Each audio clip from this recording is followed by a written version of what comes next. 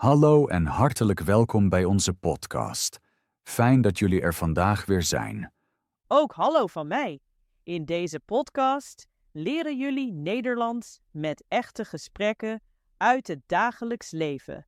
Ik ben Marcus. En ik ben Lotte. Vandaag praten we over gevoelens. Gevoelens zijn er altijd, maar erover praten is niet altijd makkelijk. Oh ja, vooral in een andere taal is dat vaak lastig. Daarom laten we jullie vandaag zien hoe je in het Nederlands over je gevoelens kunt praten, zodat anderen echt begrijpen hoe het met je gaat. We geven jullie daarvoor makkelijke woorden, handige uitdrukkingen en praktische tips. Zo kunnen jullie met vrienden, familie of andere mensen over je gevoelens praten. En ik wil meteen eerlijk zijn. Over gevoelens in het Nederlands praten kan echt moeilijk zijn. Ik weet dat heel goed uit eigen ervaring. Echt? Waarom dan precies? Ik heb een Nederlandse vriendin. In het begin was mijn Nederlands oké voor het dagelijks leven. Ik kon praten over werk, over plannen of over eten, maar zodra het over gevoelens ging, werd het moeilijk. Wat was dan moeilijk? In sommige situaties wist ik wat ik voelde, maar niet hoe ik dat in het Nederlands moest zeggen. Bijvoorbeeld als ik verdrietig was of onzeker, of als iets me stoorde, maar ik het niet kwetsend wilde zeggen. Dat kan ik me goed voorstellen. Dan ontbreken opeens de juiste woorden. Precies. En dat is een heel typisch probleem. Je voelt iets heel duidelijk, maar de woorden ontbreken.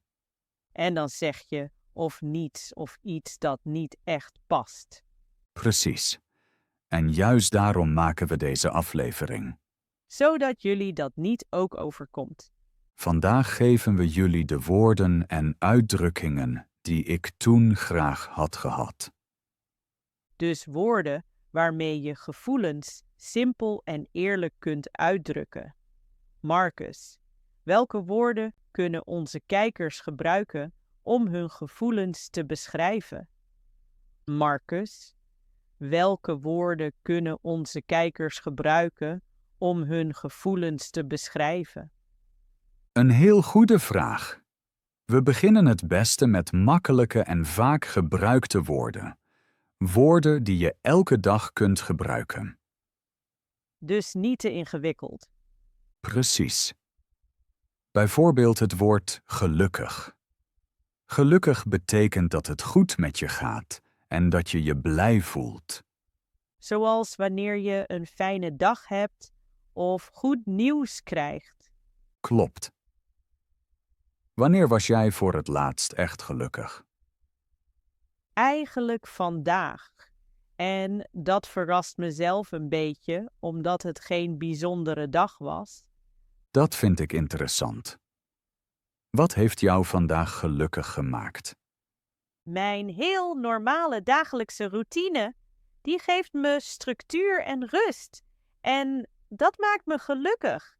Kun je dat een beetje uitleggen? Ja, bijvoorbeeld mijn ochtend. Ik sta niet gehaast op. Ik drink rustig een koffie en kijk niet meteen op mijn telefoon. Dat maakt me gelukkig, omdat mijn hoofd rustig blijft. Dus geen stress direct na het opstaan. Precies. Daarna loop ik een stukje, ik wandel langzaam en luister naar muziek of gewoon naar de omgeving. Dat maakt me gelukkig, omdat ik me vrij voel. Dat klinkt als een goede start van de dag. Ja, en als ik dan werk of leer, doe ik niet alles tegelijk. Ik focus op één ding. Dat maakt me gelukkig, omdat ik me niet overbelast voel. Het woord overbelast past hier goed. Ja, vroeger wilde ik alles tegelijk doen en was ik snel gestrest. Nu plan ik mijn dag eenvoudiger en dat maakt me gelukkiger. En hoe gaat je dag daarna verder? In de lunchpauze eet ik iets kleins en ga ik even naar buiten. Frisse lucht maakt me altijd gelukkig, ook al is het maar 10 minuten. Dat zijn veel kleine dingen. Precies. En in de middag neem ik bewust kleine pauzes. Als ik merk dat ik moe ben, sta ik op of drink ik thee. Dat maakt me gelukkig, omdat ik naar mijn lichaam luister. Dat is een belangrijk punt. Veel mensen luisteren dan niet naar zichzelf. In de avond doe ik dan iets wat ik leuk vind. Ik lees, bel met een vriendin of kijk een serie. Dat maakt me gelukkig, omdat ik kan ontspannen. Dit is een heel goed voorbeeld om te laten zien hoe je geluk in het Nederlands kunt beschrijven. Je hebt niet alleen gezegd, ik ben gelukkig, maar ook uitgelegd waarom. Precies dat is belangrijk bij het Nederlands leren. Gelukkig zijn kan veel betekenissen hebben. Je kunt gelukkig zijn omdat je rustig bent, omdat je tijd hebt of omdat je je prettig voelt. Als jullie leren om zulke kleine situaties te vertellen, leren jullie automatisch meer Nederlands. Je gebruikt eenvoudige woorden en verbindt ze met je dagelijks leven. Zo wordt de taal levendig en persoonlijk. We hebben nu veel gepraat over hoe je geluk in het Nederlands kunt beschrijven. Ja, en het valt me op dat geluk vaak uit veel kleine dingen bestaat. Klopt. Maar gevoelens zijn niet altijd positief. Dat klopt. Soms voel je je ook verdrietig. En dat is net zo normaal. Verdrietig zijn hoort bij het leven. Maar erover praten is vaak nog moeilijker. Vooral in een andere taal. Veel mensen weten niet hoe ze in het Nederlands moeten zeggen dat ze verdrietig zijn. Of ze zeggen alleen, het gaat niet goed met me. Precies. Dat is niet fout, maar je kunt het ook preciezer zeggen. Verdrietig betekent bijvoorbeeld dat je iets mist of dat iets niet zo is gegaan als je wilde. Of dat je je alleen voelt of teleurgesteld bent. En ook deze gevoelens mag je uitspreken. In het Nederlands kun je bijvoorbeeld zeggen: ik ben verdrietig. Of ik voel me nu niet goed. Voordat we zo met het volgende gevoel verder gaan, willen we kort iets met jullie delen. Als je nu luistert, denk dan even, welk gevoel had je vandaag al? Misschien was je gelukkig, misschien moe, of misschien ook een beetje gestrest. Als je wilt, schrijf het gerust in de reacties. Dat is een goede oefening om gevoelens in het Nederlands te benoemen. En het helpt je om de woorden actief te gebruiken. Vind je deze aflevering leuk of helpt hij je met Nederlands leren?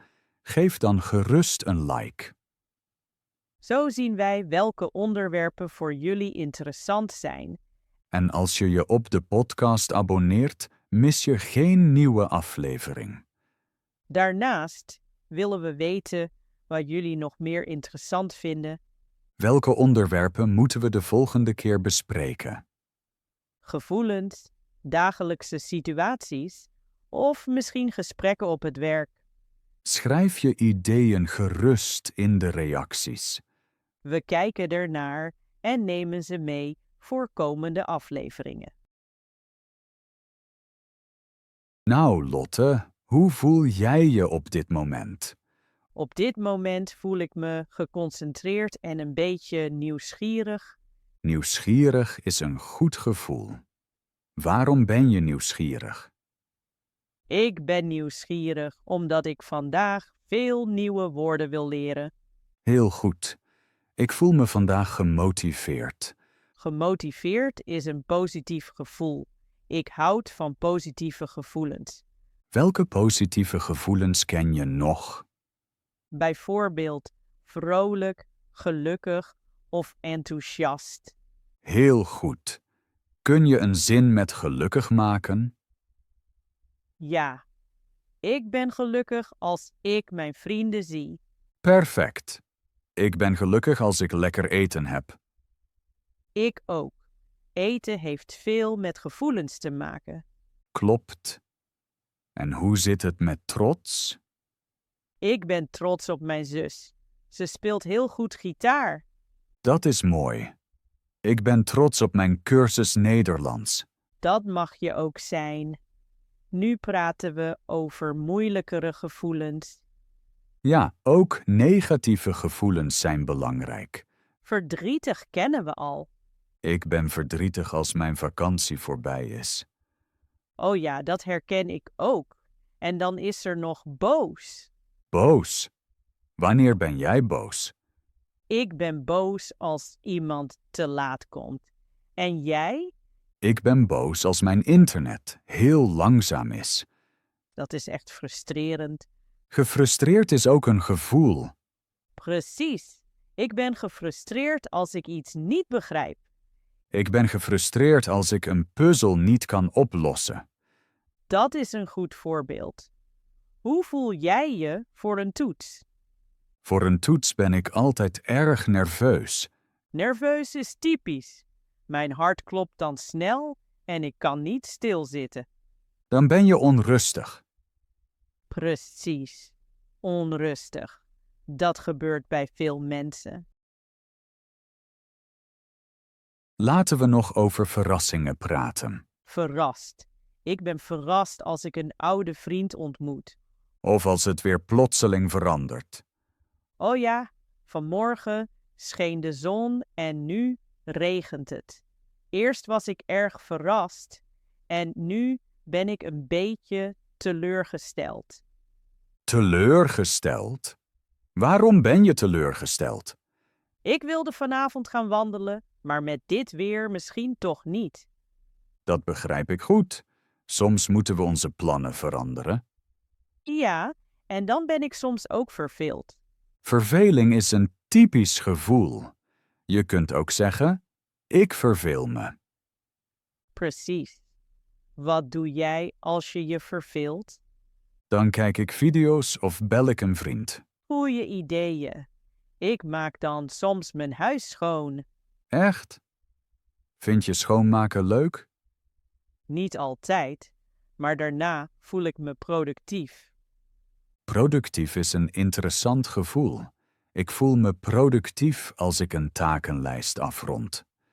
Dat is een heel goed gevoel. Nu praten we over lichamelijke gevoelens. Bijvoorbeeld honger. Ik heb honger. Dat is een sterk gevoel. Ja.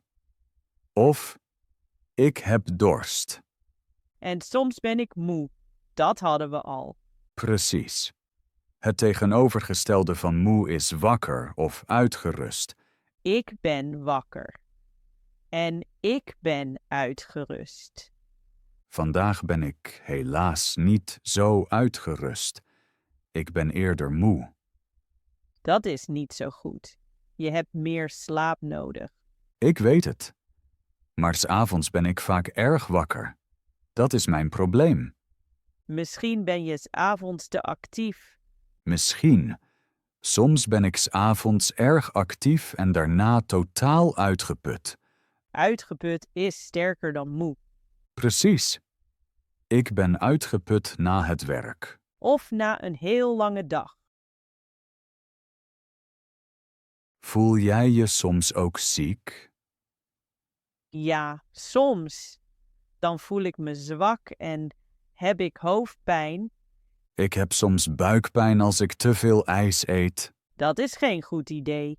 Je moet op je gezondheid letten. Je hebt gelijk. Gezondheid is heel belangrijk. Hoe voel jij je eigenlijk in een grote menigte? In een grote menigte voel ik me soms onzeker. Dat kan ik goed begrijpen. Bij mij is het vergelijkbaar. Soms voel ik me onzeker en soms zelfs eenzaam. Je kunt je ook eenzaam voelen terwijl er veel mensen om je heen zijn. Ja, dat klinkt misschien raar, maar het is heel normaal. Precies. Het is niets vreemds. In zulke momenten helpt het vaak om met iemand te praten. Ja, dat klinkt misschien raar, maar het is heel normaal. Precies. Het is niets vreemds. In zulke momenten helpt het vaak om met iemand te praten. Dat heb ik ook geleerd. In mijn familie was er iemand die mentaal niet goed ging. Echt? Ja, deze persoon was vaak erg verdrietig of erg moe, ook zonder duidelijke reden. Dat kan zwaar zijn voor de persoon en voor de familie. Ja, dat klopt. In het begin begrepen we dat niet goed. En later? Later zagen we dat mentale gezondheid net zo belangrijk is als lichamelijke gezondheid. Dat is een heel belangrijk punt. Deze persoon was niet zwak. Ze had gewoon ondersteuning nodig. Precies. Als het mentaal niet goed gaat, is dat geen fout. En erover praten helpt vaak al een beetje. Ja. Gevoelens uitspreken kan opluchten. Bijvoorbeeld zeggen: het gaat nu niet goed met me. Of ik voel me vaak verdrietig of leeg. Deze zinnen zijn simpel, maar heel belangrijk. En je hoeft niet alles uit te leggen. Nee. Soms is het genoeg om eerlijk te zeggen hoe je je voelt. En naar iemand luisteren is ook heel belangrijk. Absoluut. Luisteren kan heel veel helpen. Ik vind het goed dat we ook over zulke gevoelens praten. Ja. Ze horen net zo bij het leven. En het is fijn om te weten dat je niet alleen bent. Precies. Gevoelens, ook zware gevoelens, mag je hebben en uitspreken. Ja, dat helpt echt. En hoe voel jij je als je alleen bent? Meestal voel ik me prettig. Ik voel me prettig als ik tijd voor mezelf heb. Dat is mooi. Ik voel me ook vaak prettig als ik alleen ben. Soms voel ik me toch eenzaam. Ja, dat gebeurt.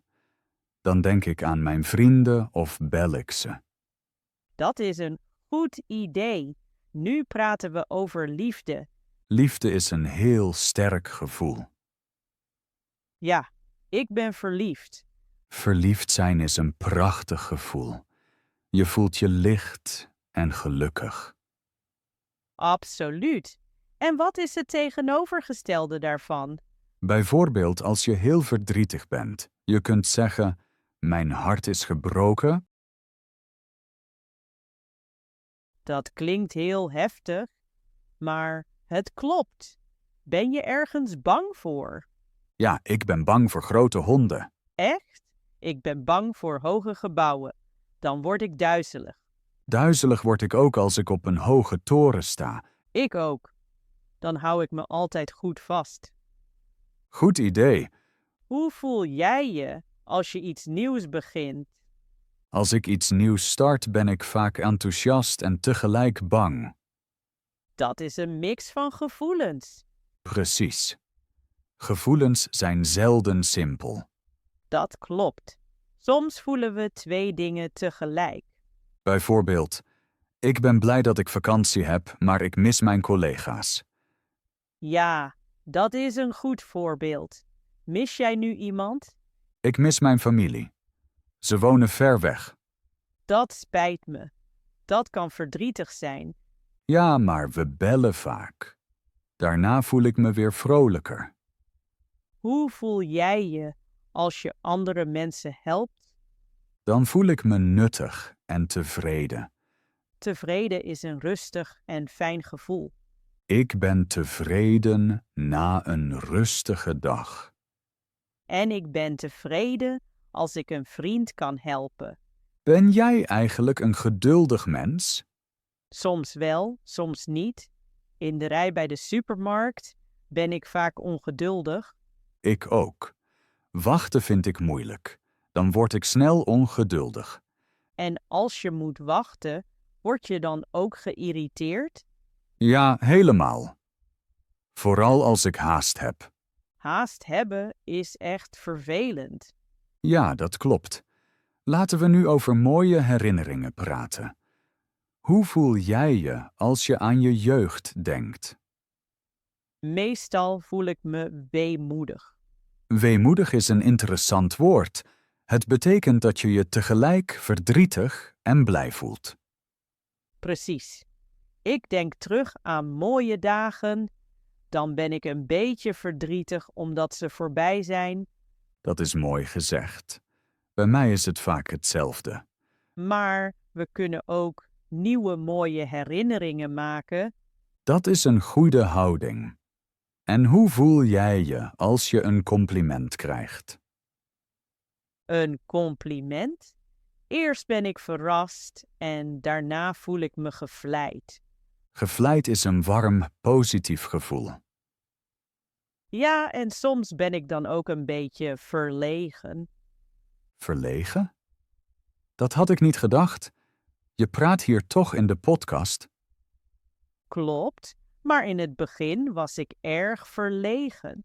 Nu voel ik me veel zekerder. Zeker zijn is een goed gevoel. Dank je. En hoe zit het bij jou? Voel jij jezelf verzekerd? In sommige situaties wel, in andere niet. Dat is bij veel mensen zo.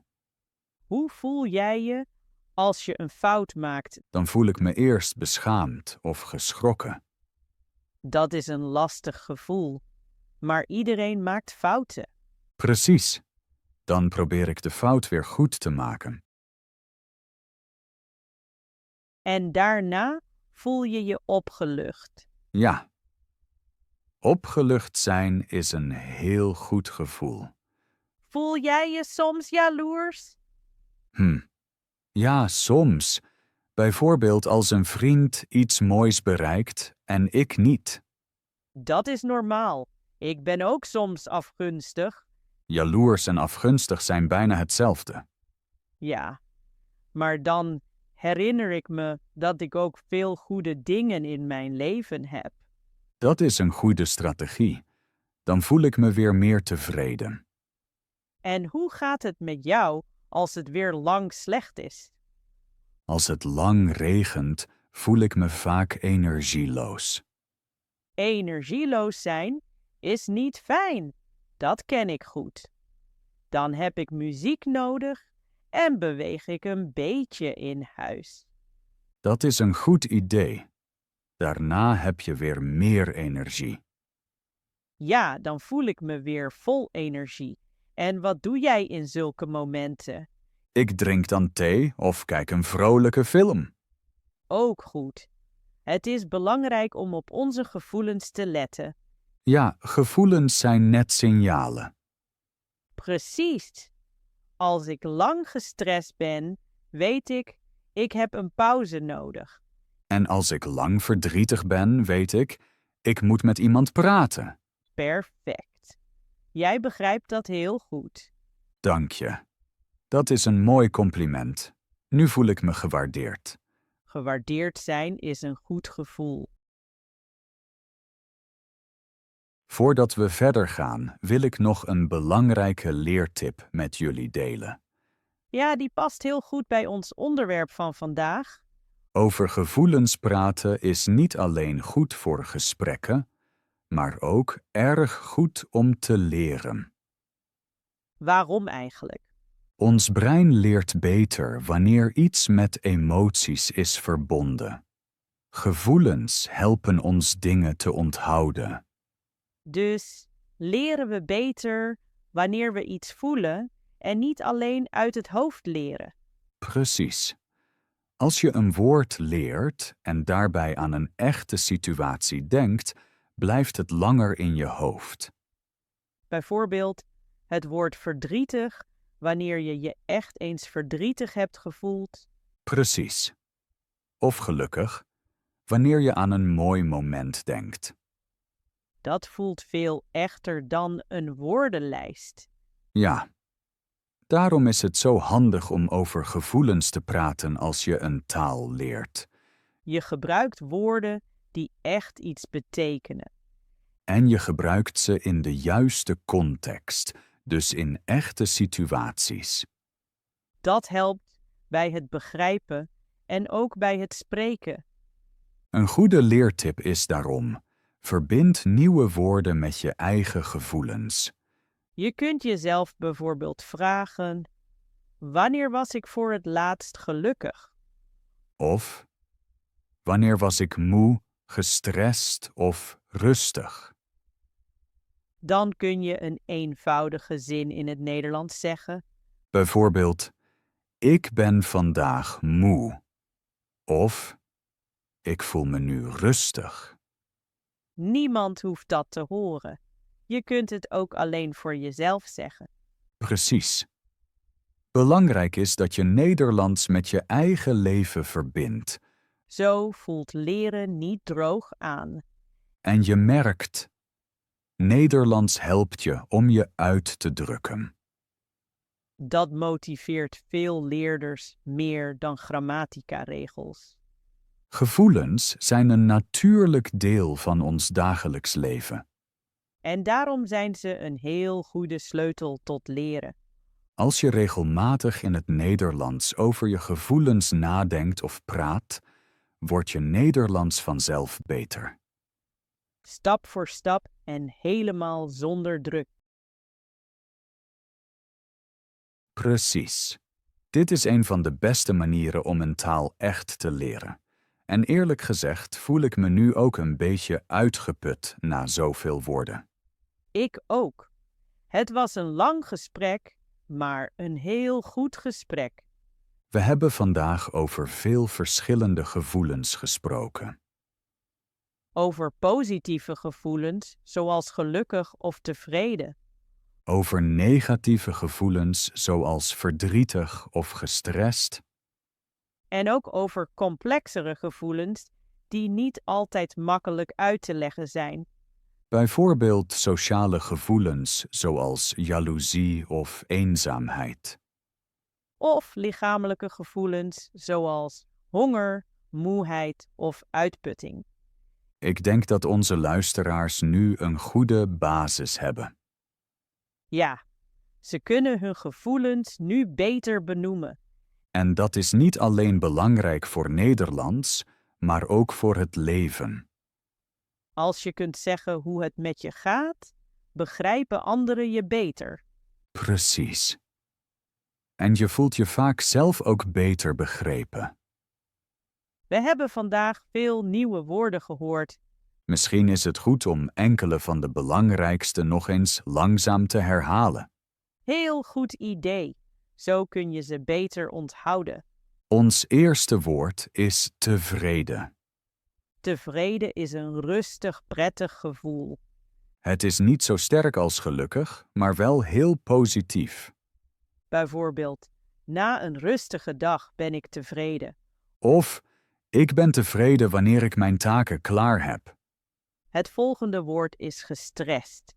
Je bent gestrest wanneer je veel druk hebt en weinig tijd. Bijvoorbeeld, ik ben gestrest als ik te veel afspraken heb. Dan helpt vaak een pauze of een korte wandeling. Een ander belangrijk woord is opgewonden. Opgewonden kan iets positiefs zijn, maar ook zenuwachtig betekenen. Bijvoorbeeld, ik ben opgewonden omdat morgen mijn verjaardag is. Of: ik ben opgewonden voor een examen. Nu een heel eenvoudig maar belangrijk woord, vol. Vol betekent dat je genoeg hebt gegeten. Bijvoorbeeld, na het avondeten ben ik vol. En het laatste woord voor vandaag is uitgeput. Uitgeput is sterker dan moe. Bijvoorbeeld: ik ben uitgeput na een lange werkdag. Dat waren 5 belangrijke woorden. Tevreden, gestrest, opgewonden, vol en uitgeput. Probeer deze week minstens 1 van deze woorden te gebruiken. Je kunt een zin hardop zeggen of opschrijven. Als je wilt, schrijf je zin in de reacties. We lezen ze graag en zijn benieuwd naar jullie voorbeelden. En nu voel ik me na al dat uitleggen niet hongerig en niet dorstig. maar tevreden. Precies. Ik ook. En een beetje opgewonden voor de volgende aflevering. Voordat we afsluiten, vat ik nog even kort samen. Vandaag ging het erom om in het Nederlands over gevoelens te praten. Van eenvoudige zinnen zoals ik ben gelukkig. Tot preciezere beschrijvingen van gevoelens in het dagelijks leven. We hebben ook geleerd dat je meerdere gevoelens tegelijk kunt hebben. En dat dit heel normaal is. Denk eraan, je hoeft niet alles perfect te zeggen. Begin klein en oefen regelmatig. En nu komt onze vraag van de dag. De vraag is, wat was je mooiste gevoel deze week en waarom? Misschien was je gelukkig, trots, opgelucht of gewoon tevreden. Schrijf het gerust in de reacties. Het is geen toets en geen huiswerk. Maar een gesprek met ons en met andere leerders. Hartelijk dank dat jullie vandaag Nederlands met ons hebben geoefend. Jullie doen het echt goed. Als je deze aflevering leuk vond, geef dan gerust een like. En abonneer je op het kanaal, zodat je geen nieuwe aflevering mist. Volgende week praten we weer over een nieuw onderwerp uit het dagelijks leven. Tot dan, zorg goed voor jezelf. En luister naar je gevoelens. Dag en tot de volgende keer.